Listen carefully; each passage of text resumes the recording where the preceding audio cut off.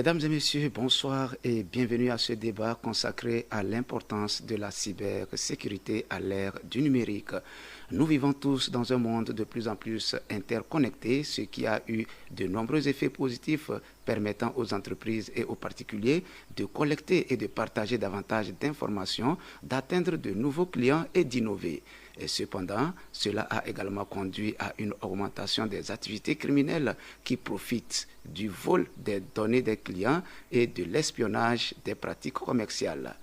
Les petites entreprises et certaines personnes sont souvent victimes de cyberattaques qui mettent en péril leurs activités, leurs données, leurs informations et leurs équipements technologiques. Investir dans des systèmes de cybersécurité solides peut vous éviter des pertes financières et une atteinte à la réputation de votre entreprise et de votre personne. Pour mieux vous éclairer sur ce sujet, nous sommes cet après-midi avec l'Agence nationale de la cybersécurité, représentée ici par son directeur général. Les liaisons sonores sont assurées par Kawé Eric, à la réalisation Jules Mopé. À la coordination, il s'appelle Tax Steven et en direct avec vous, Jean-Baptiste Bamana. Sans transition, nous allons aller dans le vif du sujet. Bonsoir DG. Bonsoir monsieur le journaliste. Bonsoir à l'ensemble de vos auditeurs et auditrices. Merci beaucoup. Avant de commencer, nous allons vous demander de vous présenter aux auditeurs DG. Bien, je suis le commandant Gwaliba Gota. Je suis le directeur général de l'Agence nationale de la cybersécurité. Merci beaucoup. Voilà qui est fait, le décor est si planté et nous n'allons pas animer cette émission dans l'anonymat. Il s'agit bien du DG, directeur général de l'Agence nationale pour la cybersécurité. Et maintenant, DG, pouvez-vous nous parler de l'Agence nationale de la sécurité pour que les auditeurs puissent découvrir davantage cette agence?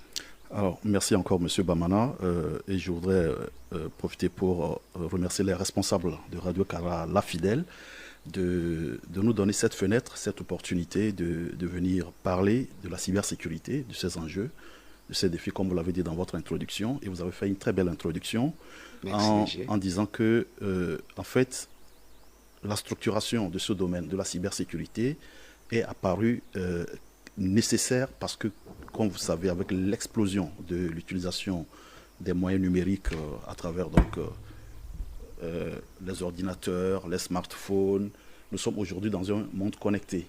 Aujourd'hui, on parle même de l'Internet des objets. Et donc, il y a le côté négatif de la chose qui est apparu, notamment la cybercriminalité.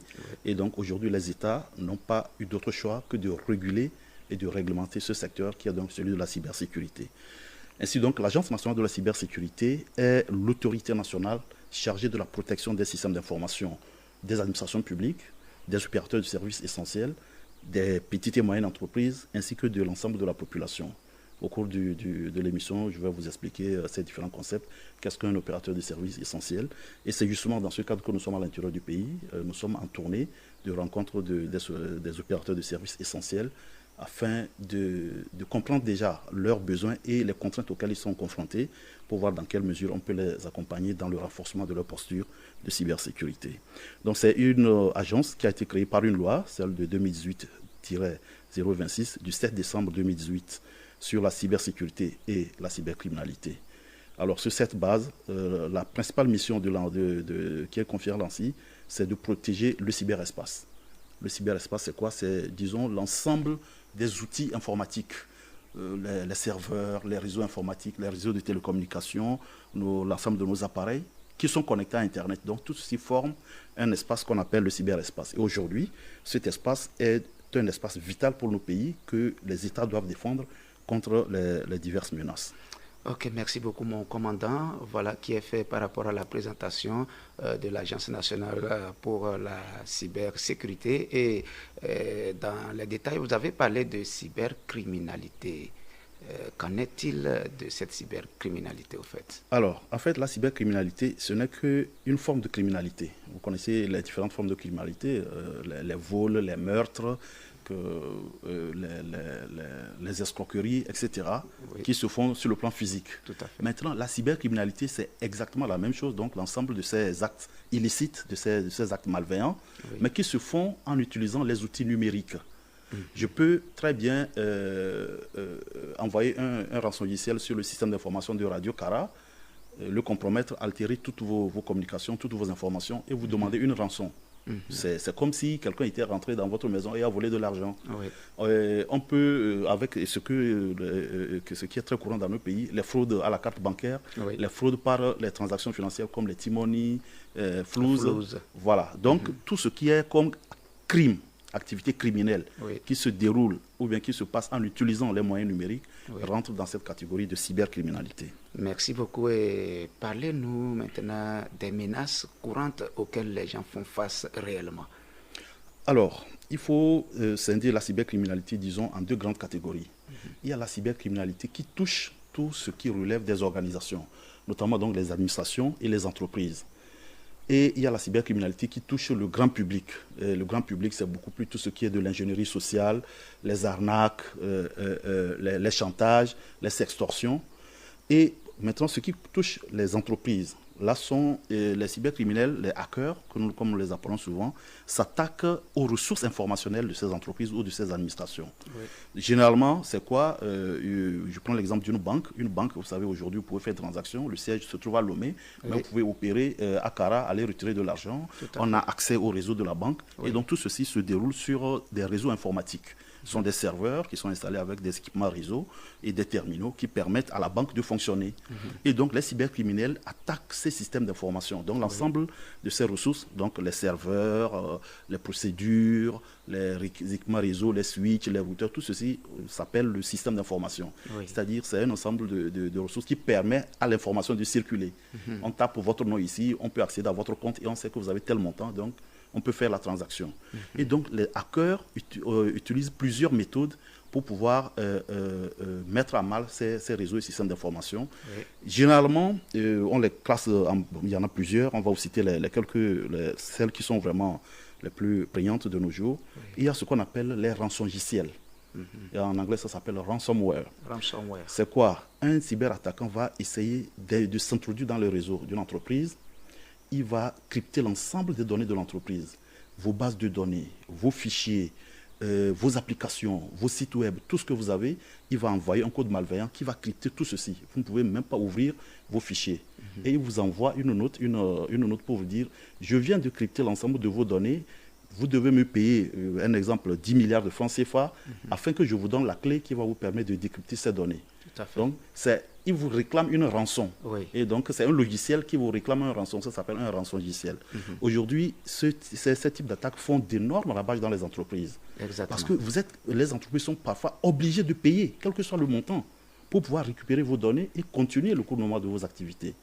Et ça commence à devenir de plus en plus récurrent dans nos pays. Même le Togo n'échappe pas. Plusieurs personnes se plaignent de nos jours. Tout à fait. Et donc, c'est vraiment une attaque contre laquelle nous demandons vraiment aux entreprises de faire très, très attention, de mettre les mesures de cybersécurité que l'ANSSI a mis en place pour pouvoir se prémunir contre ces attaques. Après, il y a un autre type d'attaque qui est très courant, c'est le phishing, ou bien en français, ça s'appelle l'hameçonnage. C'est un hacker qui va vous envoyer un email avec un lien malveillant et il va vous inciter à cliquer sur ce mail.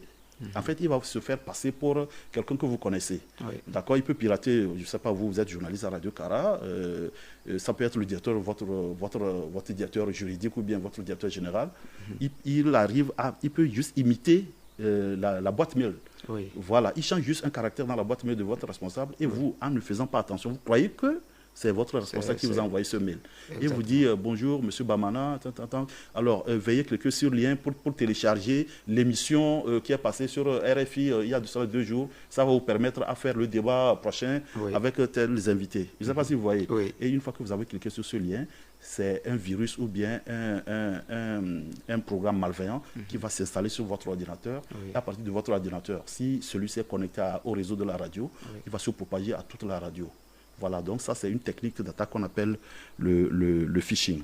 Il y a aussi un autre type d'attaque et un pays a subi ça il n'y a pas longtemps. Je peux citer ce pays puisque ça a été publié, c'est le Sénégal. Le Sénégal, il y a de cela 5 ou 6 mois, l'ensemble des sites gouvernementaux du Sénégal ont été inaccessibles pendant des heures. Et donc, c'est ce qu'on appelle un DDoS. Ça s'appelle Distributed Denial of Services. C'est une forme d'attaque qui va saturer les serveurs ou bien un système d'information. Et donc, vous ne pouvez pas y accéder parce que le réseau, c'est des milliards et des milliards de requêtes que le malware va envoyer à votre réseau et vous ne pouvez pas avoir accès. Et ça, c'est très, très, très embêtant pour les entreprises et aussi pour les administrations. Voilà un peu, ça c'est disons, les attaques les plus récurrentes. Il y en a des dizaines et des dizaines d'exemples d'attaques. Je vous invite à aller sur le site de l'ANSSI ou bien celui de Cyberdéfense Africa, qui est notre bras technique opérationnel, pour pouvoir lire davantage et vous enquérir davantage. Est-ce que ceux qui passent par coup de fil téléphonique aussi, ça fait partie de ces genres d'attaques? Bon, là, comme ça n'utilise pas, ça c'est des formes d'attaque, mais ça est beaucoup plus de l'ingénierie sociale. Ce type d'attaque n'utilise pas des moyens techniques. On n'a pas besoin d'être un ingénieur en cybersécurité ou bien un hacker très, très, très bien formé. On ne peut pas insérer ça voilà, nous dans le lot des cyberattaques. C'est beaucoup plus les fraudes, les escroqueries, et les chantages. Et nous mettons ça dans la catégorie, disons, voilà, des attaques par ingénierie sociale. Quelqu'un vous appelle parce qu'il vous connaît. Vous savez, aujourd'hui, peut-être qu'on va y arriver au cours du débat. Lorsque nous téléchargeons des applications, souvent ces applications nous demandent des accès et nous acceptons. Accepter, on dit oui, et puis l'essentiel c'est qu'on puisse télécharger l'application. Mais ce que nous n'oublions pas, les conditions générales d'utilisation de ces applications. Généralement, l'une de ces conditions, c'est accepter ou bien autoriser l'application à avoir accès à vos contacts. Donc, vos contacts, c'est des noms et qui sont associés à des numéros. Donc, une fois que vous donnez l'autorisation à l'application d'avoir accès à vos contacts, donc on sait que tel numéro appartient à monsieur tel. Et c'est ça qui alimente des applications comme Truecaller. Donc, c'est ça qui fait qu'aujourd'hui, ne vous étonnez pas que quelqu'un qui vous appelle, que vous ne connaissez pas, vous appelle par votre nom. Nom et prénom. Parce que nous alimentons par l'utilisation, par l'utilisation, nous alimentons ces applications. Et ces applications vendent ces données sur Internet. La localisation aujourd'hui, s'il y a des gens qui utilisent les téléphones, ils ne savent pas qu'il y a maintenant le système de géolocalisation qui est activé par défaut. Si vous ne le désactivez pas, il y a des gens avec des applications qui peuvent savoir où vous êtes. Voilà pourquoi ils peuvent vous dire, je sais que vous appelez M. Bamana, vous êtes actuellement à Dongoyor, voilà, et vous êtes étonné. Donc vous êtes... En fait, c'est une façon de vous mettre en confiance. Vous allez croire que c'est une connaissance. Voilà, pensez que c'est une connaissance. Et c'est là il peut passer à l'attaque et puis vous raconter une histoire et puis vous tombez dedans. Merci beaucoup, mon commandant. Mesdames et messieurs, cette émission est en cours actuellement et nous vous rappelons que nous sommes avec l'Agence nationale pour la sécurité, pour la cybersécurité. Vous avez la possibilité de nous joindre dans cette émission en composant le 26 75 60 92 87 14 13 pour partager avec nous vos points de vue et aussi vos inquiétudes. Et le commandant sera apte à répondre à toutes vos attentes. Mesdames et messieurs, l'ampleur du problème est importante et ne cesse de croître. Une étude de l'UNICEF et du représentant spécial du secrétaire général des Nations Unies sur la violence contre les jeunes a révélé qu'un jeune sur 3 dans 30 pays a déclaré avoir été victime d'intimidation en ligne. Et eu égard à tout cela, une cybersécurité s'impose. Nous avons parlé des formes d'attaque, de cyberattaque. Maintenant, nous allons parler de la cybersécurité. Dites-nous, qu'est-ce que la cybersécurité exactement? Que doit-on faire? Alors, donc, ayant défini la cybercriminalité maintenant vise à lutter en fait contre la cybercriminalité. Alors, c'est vrai qu'il n'y a pas une définition type, mais de façon assez basique pour que les auditeurs puissent comprendre, la cybersécurité... Mon commandant, en attendant, nous avons un auditeur en ligne. D'accord.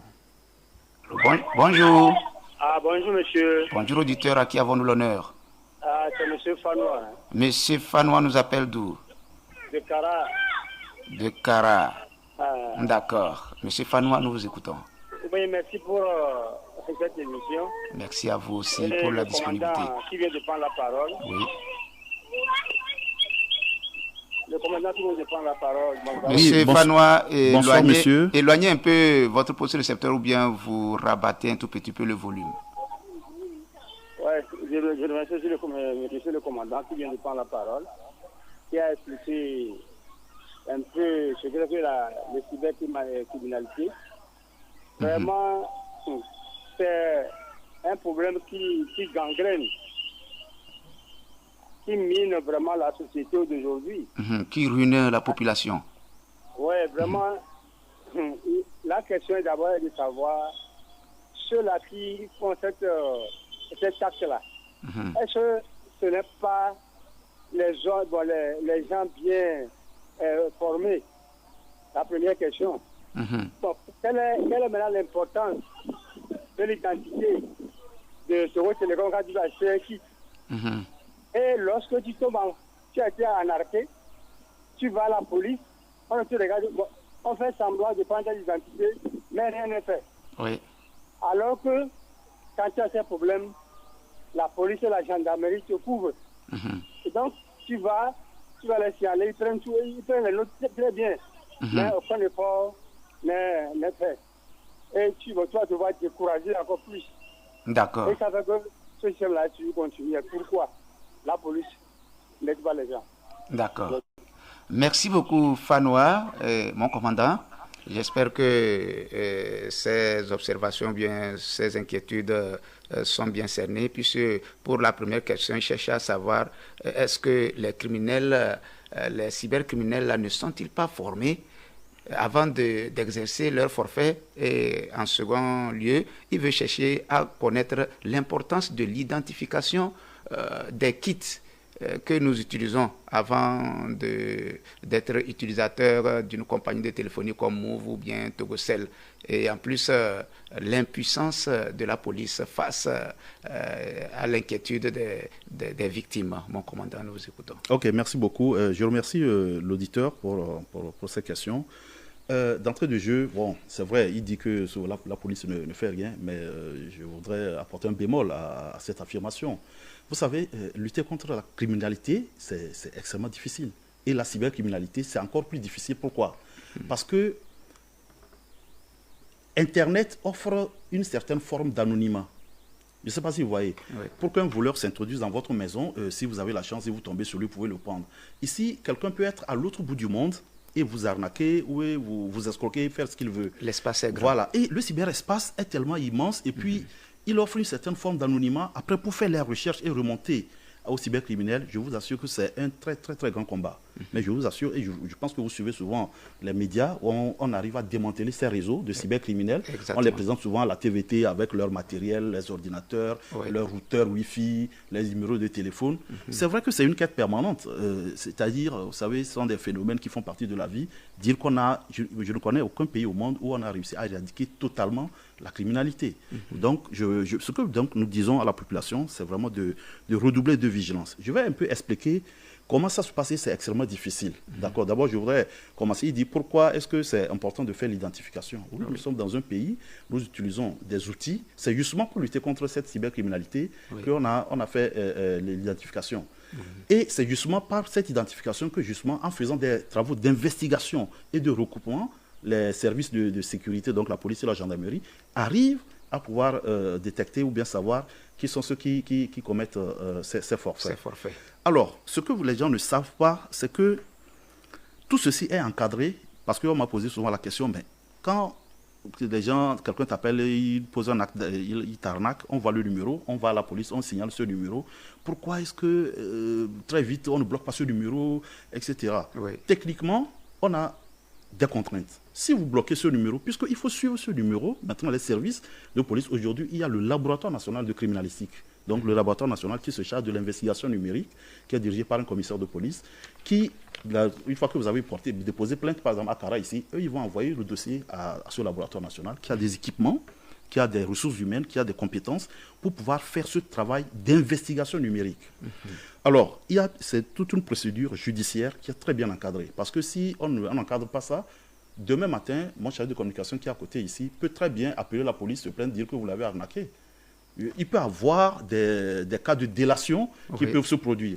Et puis, vous savez, tout ce que nous faisons avec nos appareils rentre dans ce qu'on appelle la protection des données à caractère personnel. Les opérateurs de téléphonie mobile ne peuvent pas comme ça donner à n'importe qui les informations concernant l'utilisation de votre téléphone. C'est-à-dire, moi, commandant Gualiba, le DG de l'ANSSI, je ne peux pas me pointer à l'agence de Togocom à Kara, dire monsieur le DG, chef d'agence, donnez-moi les informations concernant l'utilisation du téléphone de monsieur Bamana. Oui. Il a appelé quel numéro hier, ils ont discuté pendant combien de temps. Ce sont des données à caractère personnel. Oui. Avant qu'un opérateur ne mette ces informations à la disposition d'une tierce personne, c'est dans le cadre d'une procédure. Oui. Voilà pourquoi on demande aux gens d'aller porter plainte à la police ou à la gendarmerie. Une fois que vous avez porté plainte, cette plainte enclenche une procédure judiciaire. Oui. Généralement, comment ça va se passer? L'officier de police judiciaire qui va être mis sur ce dossier va envoyer une requête au procureur de la République. Il faut que le procureur de la République puisse signer une autorisation, que cette autorisation qu'on va présenter au niveau de l'opérateur pour leur demander d'aller maintenant sur les systèmes, sur les équipements, nous sortir les informations qui vont permettre de faire le travail de police, le travail d'investigation, oui, pour savoir qui a pu mener cette attaque, il est où, comment il se dénomme, etc. Et après, le travail de recherche de la police même pour pouvoir aller appréhender la personne. Oui. Donc vous voyez que c'est extrêmement fastidieux. C'est comme chercher une aiguille dans une botte de foin. C'est vraiment ça prend énormément de temps. Donc, ce que les gens ne se rendent long. pas, et c'est des ressources que l'État met à la disposition. Oui. Vous n'imaginez, je ne peux pas vous donner les chiffres, ce que ça coûte en termes de licence et d'équipement d'investigation. Les équipements qu'on met pour pouvoir faire ces investigations, ça se chiffre en plusieurs centaines de millions. Donc, et c'est beaucoup de ressources que ça engage, des ressources humaines que ça engage derrière. Oui. Vous vous rendez compte, si la police doit recevoir des milliers de plaintes par jour, ben, il va falloir peut-être qu'elle laisse toutes ces autres missions et s'occuper de ça. Donc, ce que nous disons, nous, à l'Agence nationale de la cybersécurité, faisons en sorte de tarir la source. Pourquoi il y a les arnaques? C'est parce que les gens tombent très facilement dans les pièges. C'est parce que les gens tombent par peut-être naïveté, par excès de confiance, par peut-être innocence. Les gens tombent dans ces sources. En redoublant de vigilance, et je pense qu'avec nos campagnes de communication, nos campagnes de sensibilisation que nous menons à travers le pays, certains ont commencé à vraiment faire, à faire attention. Oui. Il n'y a que cette vigilance qui va permettre, lorsque quelqu'un vous appelle et il se fait passer pour l'OTR, ça ne vous coûte rien de demander, ou bien appeler le service client de l'OTR pour leur demander si c'est vraiment cette personne. Et il y a aussi des choses, par exemple, ce qui se passe pour les banques. Ou bien Togocom pour vous dire, nous sommes en train de faire une mise à jour sur T-Money, envoyez-nous votre code secret. Oui. Jamais Togocom ne va vous envoyer, ne vous demander par téléphone votre code secret. Donc ne donnez jamais ces codes. Nous avons un coup de fil. Bonjour. Oui, bonjour. À qui avons-nous l'honneur? Rock Badjida. Monsieur? Rock Badjida. Ah, Rock Badjida nous appelle d'où? Bao. De Bao. Oui. D'accord. Nous vous écoutons, M. Rock. Voilà, merci pour l'émission. Merci à vous pour la disponibilité d'écoute. Voilà, mon inquiétude est celle-ci. Avant, quand tu veux envoyer de l'argent à quelqu'un par T-Money ou Plus, au cours de la procédure, tu vois l'identité de la personne. Oui. Ce qui était très bien, et ça te permet de savoir qu'effectivement, c'est à Rock que tu envoies l'argent. Exactement. Maintenant, depuis un certain temps, on a supprimé l'identité, si bien qu'au cours de la procédure, tu ne sais pas si c'est vraiment à Rock que tu envoies l'argent. Et c'est quand tu finis d'envoyer, tu composes le numéro là, tu vois que c'est une autre personne. Oui. Et quand tu fais la procédure de réclamation maintenant, ça va te prendre du temps. Parfois, on te dit, bon, on va te donner une suite et puis ça reste comme ça. Moi, j'aurais souhaité que vraiment on ramène ce volet-là, de telle sorte qu'en envoyant, quand tu vois que c'est vraiment un rock que tu envoies, tu confirmes maintenant avec ton code secret. Ok. Voilà ce que je voulais. Merci beaucoup, merci pour cette observation. Peut-être que le commandant aura quelque chose à vous dire par rapport à votre inquiétude. Juste un commentaire. Bon, vous savez, les plateformes de paiement mobile sont de la propriété des opérateurs. C'est eux qui les designent, c'est eux qui les paramètrent et les utilisent. Bon, moi, je sais, par rapport justement à cette nouveauté ou bien à cette réforme qui vient de soulever, qu'en fait, les gens aussi, vous savez, les cybercriminels, ils sont aussi très, très futés. Qu'est-ce qu'ils font? Il va tenter, il prend un numéro au hasard, vous voyez, je fais semblant comme je vais t'envoyer de l'argent, et je tape ton numéro, et je connais maintenant ton nom. Et maintenant, c'est à partir de ce nom, mais je peux t'appeler par ton nom pour te dire, ah voilà, etc. Et donc, c'était devenu une arme que les cybercriminels utilisaient. Donc, vous voyez, maintenant, la décision a été prise. Mais si ça permet aux cybercriminels d'identifier très facilement leurs victimes, mieux vaut peut-être supprimer ça. Voilà un peu ce que je peux dire là-dessus. Ok, merci beaucoup mon commandant. Maintenant, est-ce nécessaire ou important pour tout le monde de se sécuriser par rapport à la cybersécurité? Alors, c'est même vital, c'est même essentiel. C'est même, je peux dire, aujourd'hui, c'est une question de survie. Parce que, comme vous savez, tous les pays, et le Togo aujourd'hui est pionnier dans le domaine, d'ici quelques années, il n'y aura plus de papier. Notre vie va basculer carrément dans le monde du numérique. Je prends l'exemple de l'OTR aujourd'hui. Tous les impôts se payent en ligne. Toutes les formalités fiscales se font en ligne. Je prends l'exemple de la CNSS, tout a été digitalisé. Oui. Aujourd'hui, quand vous voulez voyager en passant par l'aéroport, vous êtes obligé d'aller en ligne, vous enregistrer, faire les formalités d'immigration en ligne. Et quand vous arrivez, vous présentez un QR code et puis vous passez. Oui. Aujourd'hui, il y a beaucoup d'autres projets de digitalisation qui sont en train... Surtout avec les casiers judiciaires, voilà, où donc on a toutes les informations nous concernant. Donc, tout ceci, c'est vrai, l'objectif, c'est de faciliter la vie. Parce que, franchement, dites-moi, est-ce que la digitalisation du casier judiciaire n'a pas facilité la vie? Puisque avant, vous êtes, par exemple, vous êtes né à Saint-Cassé, vous habitez à Lomé, il fallait retourner à Saint-Cassé pour faire votre casier judiciaire. Vous vous rendez compte des tracasseries? Ça réduit les coûts, les tracasseries, le temps, les risques d'accident, etc. Voilà, maintenant, l'État a mis en place ces moyens pour pouvoir digitaliser.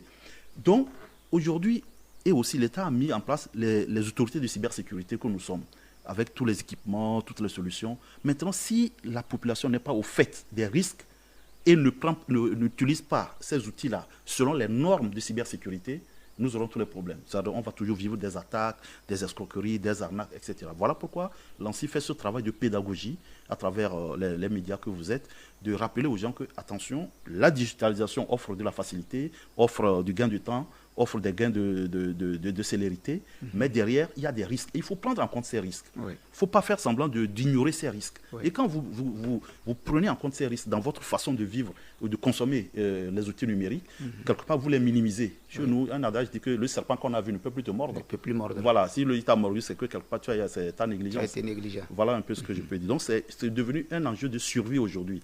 Je m'adresse surtout aux entreprises parce que pour certaines qui sont très essentielles et critiques pour le pays, lorsqu'elles subissent une cyberattaque, c'est le pays qui se retrouve paralysé. Tout à fait. Là, vous prenez l'exemple d'une entreprise qui délivre un service comme l'électricité. Parce qu'aujourd'hui, les cybercriminels étant aussi très futés, ils vont attaquer ce qui est vital pour le pays. Ils savent qu'une fois qu'ils vous ont paralysé de ce côté, vous êtes obligé de payer de l'argent. Sinon, c'est le pays qui est paralysé pendant des jours. Les hôpitaux ne fonctionnent plus, les administrations ne fonctionnent plus. C'est le pays qui est à l'arrêt. Vous avez parlé, dans votre intervention, vous avez parlé de données personnelles. Dites-nous exactement, c'est quoi une donnée personnelle pour que nous puissions nous informer par rapport à cela?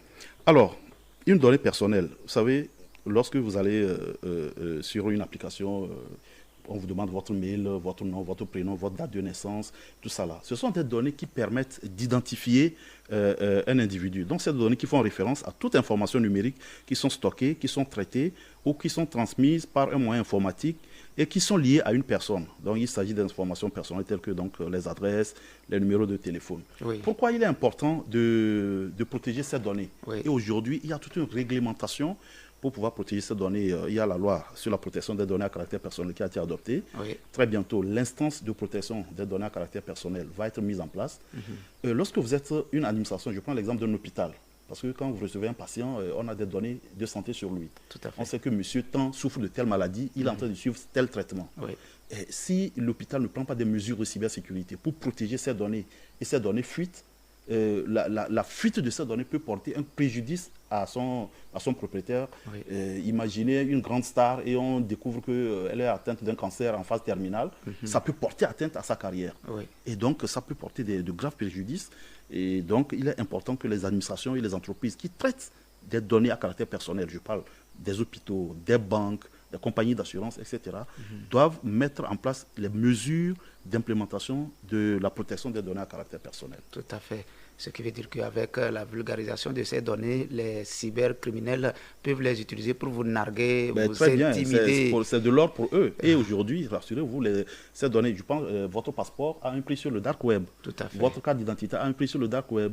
Votre dossier médical a un prix sur le dark web. Et vous allez voir qu'en Europe, les hôpitaux sont très, très, très attaqués. Ils subissent beaucoup de cyberattaques. C'est justement pour voler les données médicales. Et aussi, il y a des entreprises qui achètent ces données. C'est là où c'est un peu cynique. Il y a des domaines où je peux vous le dire, même si, vous savez, les entreprises ont besoin de s'acheter certaines données pour connaître un peu la tendance. Voilà, les données médicales. On va savoir, est-ce que au Togo, par exemple, il y a beaucoup de gens qui souffrent du cancer, du col de l'utérus, par exemple.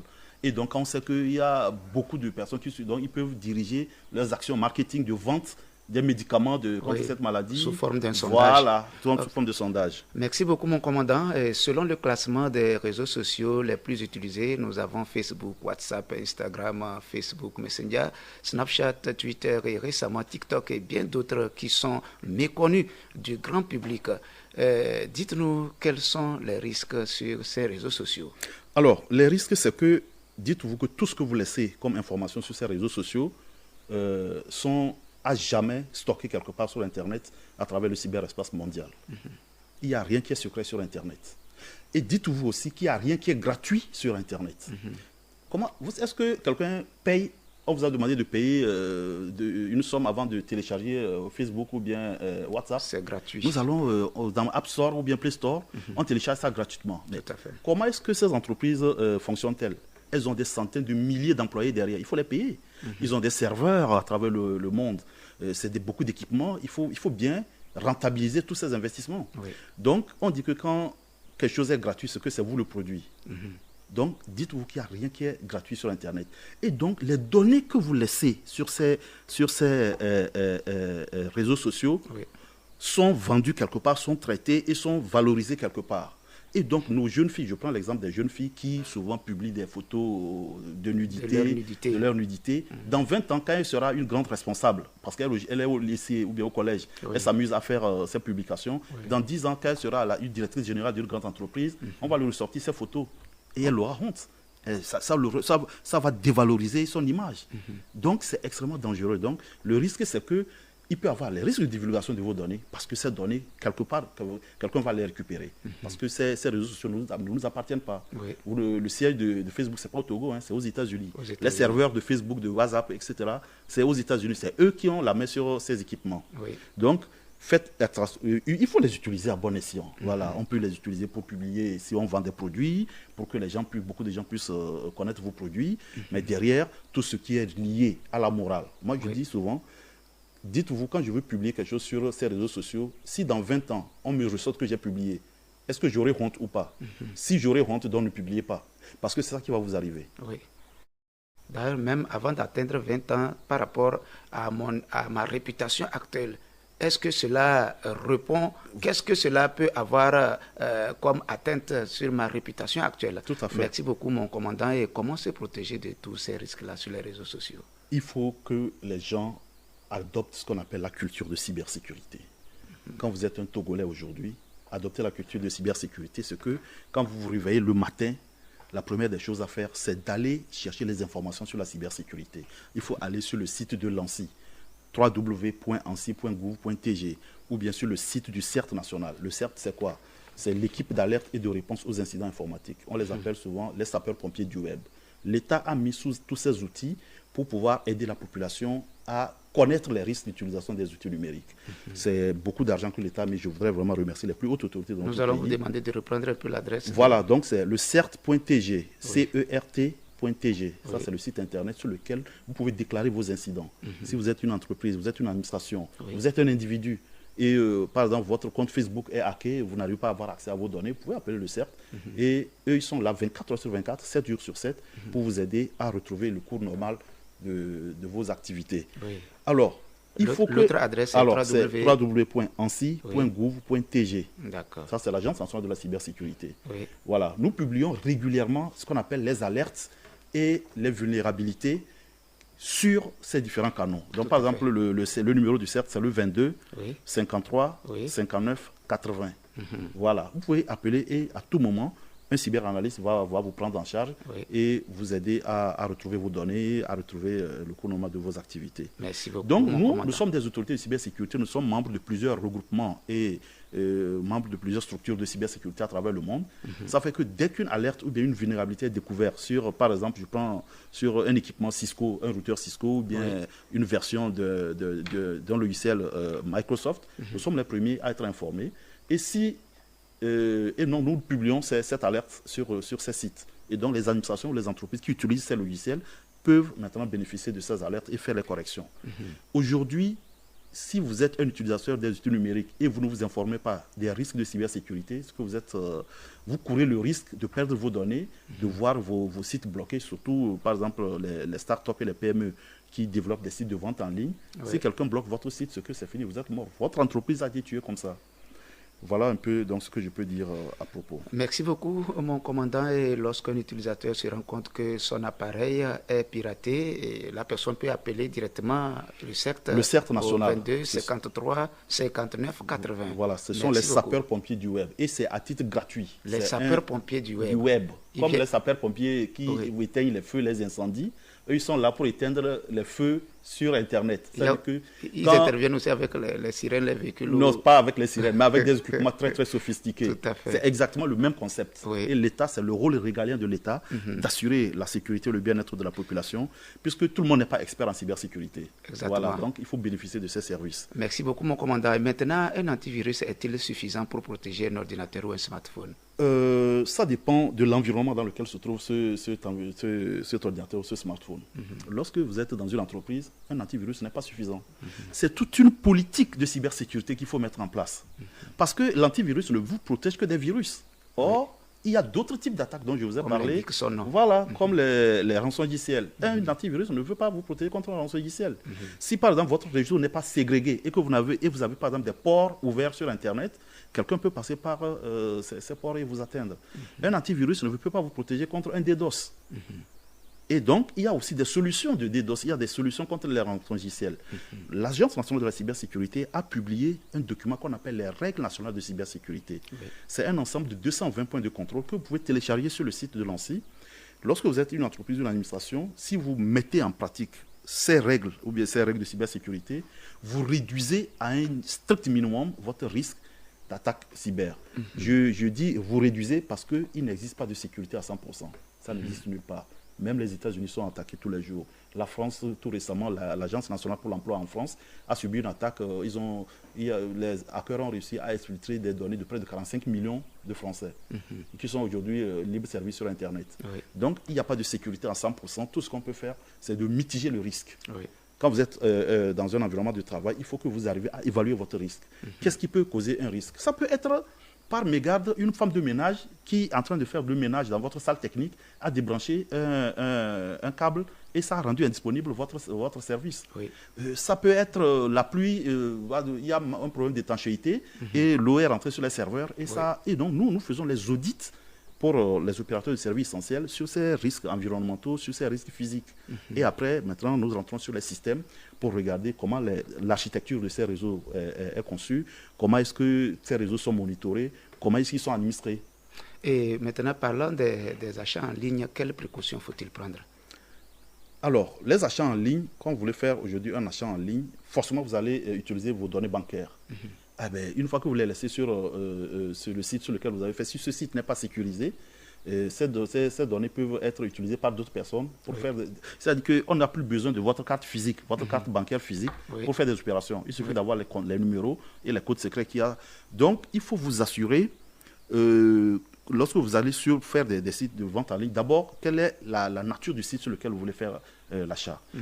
Est-ce que le site respecte les mesures de sécurité? C'est-à-dire, il va vous demander, il va vous envoyer des codes sur votre boîte mail d'authentification. C'est ça qui va vous permettre de pouvoir faire votre paiement. Lorsque ce site ne respecte pas ces procédures de sécurité, dites-vous que c'est un cybercriminel qui est derrière et faites attention à ne pas faire des achats.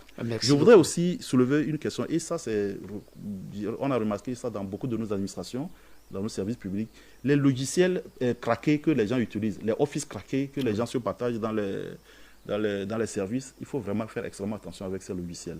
C'est les portes d'entrée de beaucoup de cyberattaques. Oui. Parce qu'une fois que vous utilisez ces logiciels craqués, vous ne bénéficiez plus des mises à jour. Oui. Or, les mesures de cybersécurité, c'est ça, les mises à jour, les sauvegardes. Parce que, comme on a dit, à chaque jour, on découvre de nouvelles failles, de nouvelles vulnérabilités que les cyberattaquants utilisent. Oui. Et les éditeurs de logiciels font les corrections. Si vous n'utilisez pas des logiciels développés par les éditeurs, des logiciels performants, vous courez le risque de vous faire attaquer parce que les cybercriminels sont au courant des vulnérabilités. Merci beaucoup. Maintenant, vous aviez parlé entre-temps de phishing, d'hameçonnage.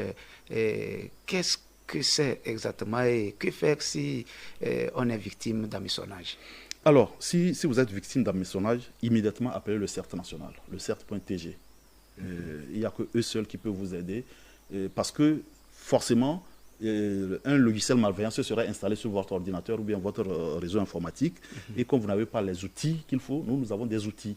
On va se connecter à votre système d'information et on va scanner pour voir quels sont les dégâts qui ont été causés, qu'est-ce que le rançongiciel ou bien le malware a causé comme dégâts, oui. Et vous aider à récupérer toutes ces données et continuer le travail. Merci beaucoup, commandant Bota Gualba. Comment peut-on sécuriser ces transactions bancaires en ligne? D'abord, sachez que, et ça, beaucoup de gens tombent dans ces victimes, vous recevez un coup de fil, mais je dis souvent, aujourd'hui, il y a tellement d'astuces pour pouvoir faire face contre les arnaqueurs, mais quand quelqu'un vous appelle, forcément, donc, vous ne le connaissez pas, c'est une voix que vous entendez. Exactement. Mais dites-lui, s'il vous plaît, est-ce qu'on peut passer par appel vidéo pour que vous ayez une image sur son nom, ou bien dites-lui, envoyez-moi ce que vous dites là par mail. Parce que tout le monde a aujourd'hui une boîte mail. Tout le monde, et vous allez voir que dès que vous lui dites ça, qu'est-ce qu'il fait? Il raccroche. Parce qu'il sait que vous êtes vigilant. Jamais il va se dévoiler, il ne va pas vouloir qu'on voit son visage. Je ne sais pas si vous voyez. Exactement. Juste des petites astuces. Je donne ça comme ça à la population. Hein. Oui. Moi, souvent, quand ils m'appellent, c'est ce que je fais. Vous voulez m'appeler pour dire, vous êtes de l'OTF. Très bien, écoutez, moi, j'aimerais bien vous connaître. Comme vous êtes vraiment très gentil, vous venez de m'appeler. Faisons un appel vidéo, comme ça, je vais vous voir. Et là, très vite, il raccroche en vous insultant souvent. Oui. Parce qu'il sait que vous l'avez démasqué. Exactement. Donc, en fait, le substrat ou bien le nerf de la guerre des cybercriminels, c'est notre naïveté quelque part. Je suis désolé de le dire. Oui. Et une fois qu'il est en face de quelqu'un qui est vigilant, il n'a pas d'autre choix que d'abandonner. Parce qu'il sait que ça ne va pas aboutir. Oui. Et il est en train de perdre son temps pour rien avec vous. C'est la même chose aussi pour ceux qui passent par coup de fil. La manière dont vous lui répondez, voilà. il sait en même temps que vous êtes une personne déjà avertie. Et je veux que l'ensemble des Togolais, les presque 9 millions de Togolais que nous sommes, si chacun développe cette vigilance, la cybercriminalité, ces arnaques-là vont disparaître au bout de quelques semaines. Parce que quand ils vont tenter sur 100 personnes, 200 personnes, ça n'aboutit pas, ils sont obligés de changer de métier, sinon ils vont mourir de faim. Nous avons parlé de rançongiciel. Qu'est-ce que c'est exactement? Alors, vous avez posé une question à laquelle je n'ai pas pu d'abord répondre. Oui. Quand quelqu'un vous appelle, il dit que, voilà, bonjour, nous sommes, c'est pas une banque, oui. BTCI, UTB, BTCI est devenu IB Bank. Oui. Il vous dit, nous sommes en train de faire une mise à jour sur le système informatique. Oui. Veuillez nous communiquer vos coordonnées bancaires, veuillez nous communiquer le code secret de votre carte, etc. Oui. Ne le faites jamais. Parce que jamais une banque va vous appeler par téléphone pour vous demander ces informations. Quand vous avez un problème avec vos moyens de paiement, ce qu'on appelle les moyens de paiement, votre chéquier, votre carte bancaire, ils vous convoquent à la banque. Ils vous convoquent de venir à l'agence et c'est là-bas, un conseiller clientèle va vous accueillir et vous dire ce qu'il y a à faire. Donc, une fois, je veux dire, il faut que ça devienne un réflexe. Quand quelqu'un m'appelle, il dit qu'il a une banque, il veut des informations, sache que c'est un criminel. L'OTR, les gens, je veux dire, ces administrations sont tellement bien structurées que ce n'est pas par téléphone que ces informations s'obtiennent. Une fois que vous avez ça en tête, c'est fini. Plus personne ne va vous arnaquer. Bon, revenons cette fois-ci sur un rançongiciel et qu'en est-il exactement et comment s'en protéger?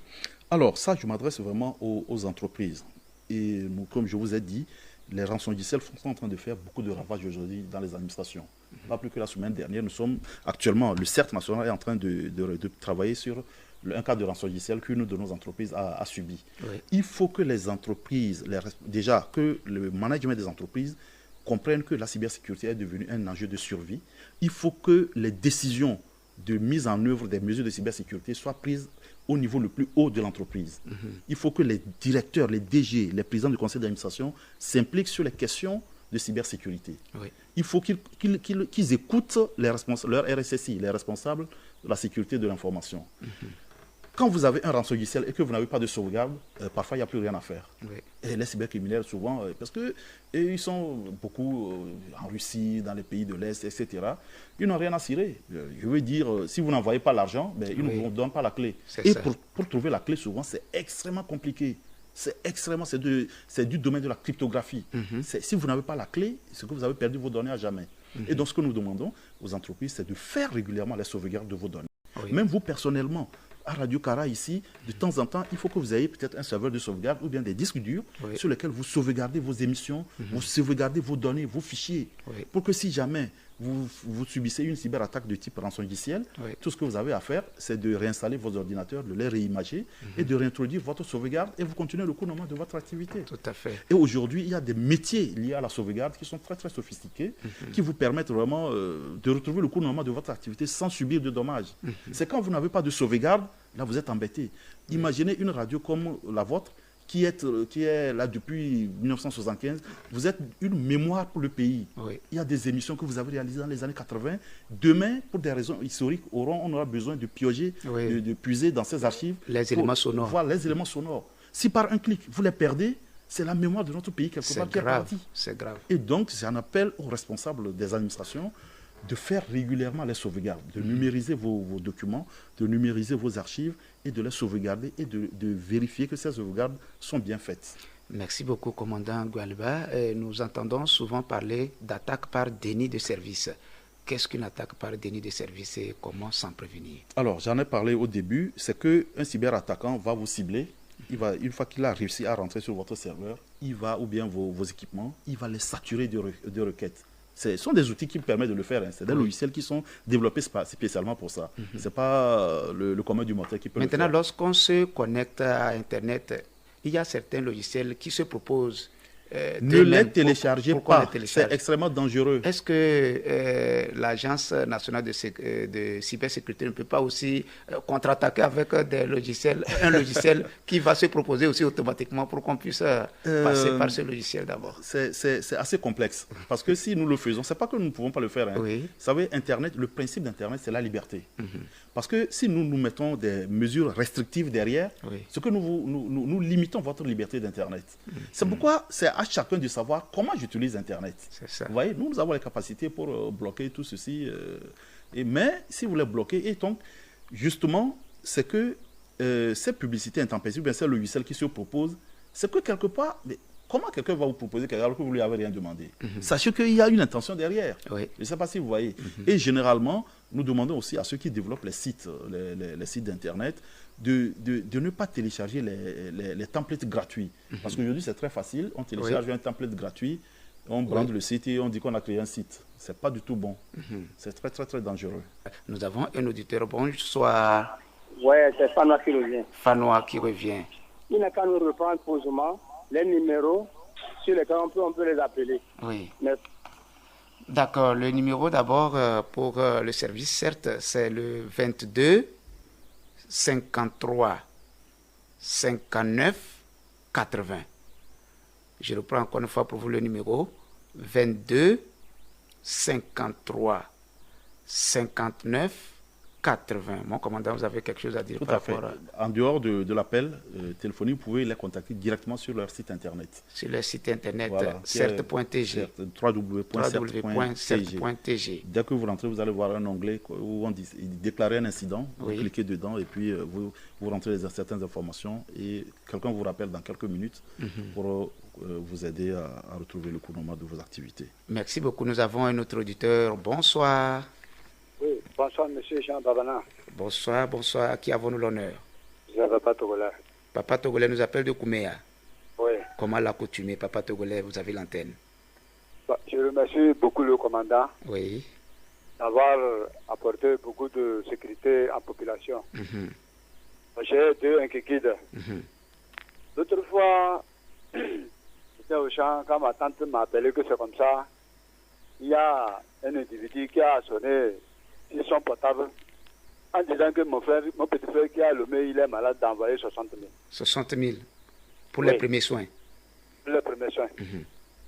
Je vous assure que ma tante se sera entêtée de gauche à droite jusqu'à ce qu'il envoie les 60 000 jusqu'à ce que j'arrive. Moi-même, j'arrive. C'est pas possible.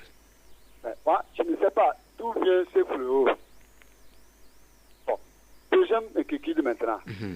Il y avait aussi quelqu'un aussi qui m'a fait simonie plus de 200 et quelques mille.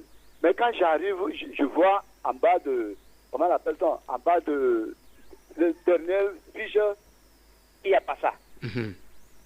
Mais je me pose la question. Il m'a envoyé simonie de le faire, d'aller le mettre un crédit de 50 000. Et le reste maintenant, moi, je vais prendre. Bon, je dis, avec un crédit de 50 000, et je regarde en bas maintenant, je vois que la dernière fiche qu'on devrait faire pour faire l'opération, je ne trouve pas ça. C'est flou. Je voudrais voir, monsieur le commandant, si on pouvait nous aider, voir si est-ce que ce fleu-là est dans notre pays. Merci beaucoup, Papa Togolais et commandant Galba. Alors, merci beaucoup. Alors, je reviens encore sur vraiment ce phénomène d'arnaque partout où nous passons. Et ça me fait très mal.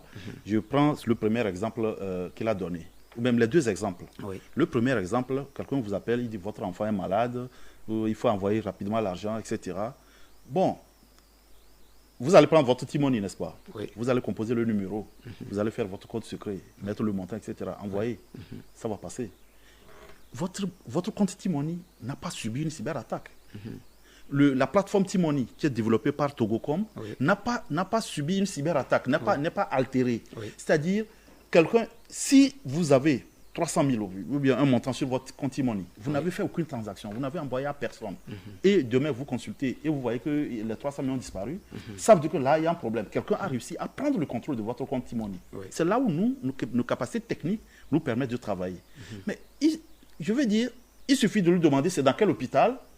Il vous dit, c'est au CHU. Ok, très bien, moi, mais je vais aller vérifier. Vous vous rendez au CHU, vous demandez, dites-moi dans quelle urgence il est, dans quelle chambre. Et une fois que vous commencez à lui poser ces questions, très vite, il raccroche. Le fait que vous avez juste été vigilant en posant des questions pour comprendre et que vous ne vous êtes pas précipité pour envoyer l'argent, il va raccrocher et l'arnaque a échoué. Entre la réussite et l'échec de l'arnaque, il n'y a que la vigilance qui peut jouer. Tout à fait. Et maintenant, le problème, c'est qu'il n'y a rien de technique qui a été utilisé. La peur de cette maman, de perdre son enfant, nous tous, nous avons cette peur. Ils sont très futés. Moi-même, les gens m'appellent, j'ai subi ce genre d'attaque, enfin, ce genre d'arnaque. Parfois, c'est ton enfant qui est le matin, tu as déposé ton enfant à l'école, on dit, il a fait une crise, on l'a amené, envoyé l'argent. Tu prends juste le temps d'appeler le directeur de l'école. Et on te dit, mais non, ton enfant est en classe en train de travailler. Juste le fait que tu as été vigilant a dit, je vais vérifier d'abord, je vais comprendre ce qui s'est passé d'abord, avant d'envoyer, vous mettez fin à cette arnaque. Tout à fait. Je sais pas si donc c'est la vigilance qui doit nous épargner de ces arnaques. Qui peut faire tarir ce phénomène. Ok, merci beaucoup mon commandant. Et cette émission est en train d'arriver progressivement à son point de chute et il est nécessaire de solliciter auprès de vous en tant que DG de l'ANSSI des conseils aux auditeurs pour rester en sécurité en ligne. Alors, une fois encore, merci beaucoup à Radio Kara de nous avoir donné vraiment cette fenêtre et je remercie les auditeurs qui ont appelé. Le phénomène d'arnaque, c'est nous qui l'alimentons quelque part par notre naïveté, notre peur, notre façon de croire très vite. Moi, il y a des gens qui m'ont dit qu'ils se sont fait arnaquer des millions parce qu'il y a de cela une semaine, le pasteur leur avait prédit qu'il y a un bonheur qui les attend et quelqu'un les appelle, il dit je suis tel, j'ai décidé de te faire une offre, tu as gagné, il y a un Américain qui est mort, il a reçu $1 million, envoie-moi 2 millions et tu prends le reste. Mais je lui dis, mais dans les $2 millions là, dis-lui de prendre ce que tu dois lui envoyer, il t'envoie le reste. Je ne sais pas si vous voyez. C'est comme ce que le monsieur vient de dire. Il a dit de lui faire une transaction de 50 000 et lui va prendre le reste. Vous voyez, généralement, c'est toujours un gain facile, quelque chose qu'il vous propose pour vous appâter. Et quand vous tombez dedans, il vous arnaque très facilement. Alors, et aussi pour tout le reste comme les entreprises, il faut vraiment que les gens adoptent la culture de cybersécurité. Il faut qu'ils aillent régulièrement sur nos sites, lire et aller à l'information. Chaque jour, il y a de nouvelles menaces qui arrivent. Chaque jour, de nouvelles attaques se développent. Et si vous êtes aveugle, vous êtes là, vous ne vous informez pas, vous n'êtes pas vous n'avez pas les réflexes de cybersécurité, vous prenez le risque de vous retrouver un beau matin dans des problèmes parce que votre entreprise a été hackée, vous avez perdu toutes vos données. Moi, je connais un journal à Lomé, un journal en ligne qui était très bien suivi, qui marchait très bien. Il a suffi qu'on bloque le site internet, c'est fini. Le journal a disparu comme ça. Et je connais beaucoup de startups qui vendent des produits en ligne et on a hacké leur site internet, ils ont perdu leur business comme ça. Et juste parce qu'ils n'ont pas juste fait quelques petites corrections, quelques astuces de mise à jour que nous publions même régulièrement pour pouvoir faire ça. Donc merci encore une fois et redoublons de vigilance pour combattre ce phénomène de cybercriminalité. Merci. Merci beaucoup mon commandant. Mesdames et messieurs, l'utilisation des réseaux sociaux n'est pas sans risque et nous venons de les parcourir avec le commandant Bota Gwaleba, DG de l'Agence nationale de la cybersécurité, qui à travers ce débat nous a apporté plus de lumière sur cette menace. Les pirates utilisent les logiciels malveillants pour accéder au réseau et voler ou détruire les données des ordinateurs et smartphones. La protection de votre entreprise contre les cyber-risques peut vous permettre de contrer les activités criminelles et de suivre les tendances émergentes en matière de confidentialité des données. Vous pouvez commencer à planifier des stratégies de cybersécurité en identifiant les systèmes, les données et les utilisateurs qui sont essentiels au fonctionnement de votre entreprise. Cette émission s'achève alors sur une note de satisfaction. Merci de votre disponibilité d'écoute. Vous étiez nombreux à être des nôtres et merci à tous ceux qui nous ont rejoints dans cette émission par coup de fil. Merci à l'Agence nationale de la cybersécurité à travers son DG ici présent et tout son staff qui l'accompagne. Collaboration technique Kawe Eric, à la réalisation Jules Moupé et à la coordination Tax Steven en direct avec vous, Jean-Baptiste Bamana. Mesdames et messieurs, ne rêvez pas votre vie, vivez plutôt votre rêve. Le temps est précieux et chaque jour de plus sur notre âge est un jour de moins sur notre vie. Merci et à la prochaine.